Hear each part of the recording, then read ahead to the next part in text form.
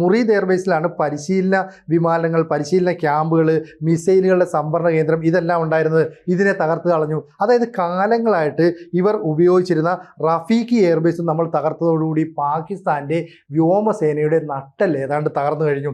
ഇതിൻ്റെ ഗുണം എന്താണെന്ന് വെച്ചാൽ പാകിസ്ഥാൻ്റെ ഏത് ഉള്ളറകളിലേക്കും ഇറങ്ങിച്ചെല്ലാൻ ഇന്ത്യൻ വിമാനങ്ങൾക്ക് കഴിയുന്ന ഒരു സാഹചര്യം സൃഷ്ടിക്കപ്പെട്ടു.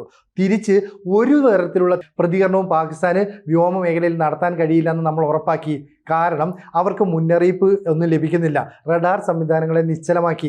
നമ്മൾ എവിടെ നിന്ന് അറ്റാക്ക് ചെയ്യുന്നു എന്നുള്ള സൂചന പോലും പാകിസ്ഥാൻ ലഭിക്കുന്നില്ല. അങ്ങനെ വ്യോമ മേഖലയെ കംപ്ലീറ്റ് നിലംപരിശാക്കാൻ ഇന്ത്യക്ക് സാധിച്ചു എന്നുള്ളതാണ് ഏറ്റവും വലിയ പ്രത്യേകത. അങ്ങനെ ഒരു സാഹചര്യത്തിലാണ് നമ്മൾ ഈ ആണവ കേന്ദ്രങ്ങൾക്ക് നേരെ ആക്രമണം നടത്താനുള്ള സാഹചര്യം ഉണ്ടായത്.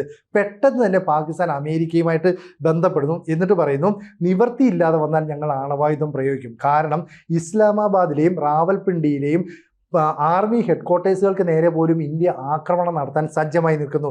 കര, വ്യോമ, നാവിക സേനകൾ ഒരുപോലെ യുദ്ധസന്നദ്ധമായി നിന്നപ്പോഴാണ് JD വാൻസും മാർക്കോ റൂബിയോയും ട്രംപും ഒക്കെ കൂടിയാലോചിച്ചിട്ട് പെട്ടെന്ന് യുദ്ധം നിർത്താനുള്ളൊരു തന്ത്രം ആലോചിച്ചു കൂട്ടിയത്.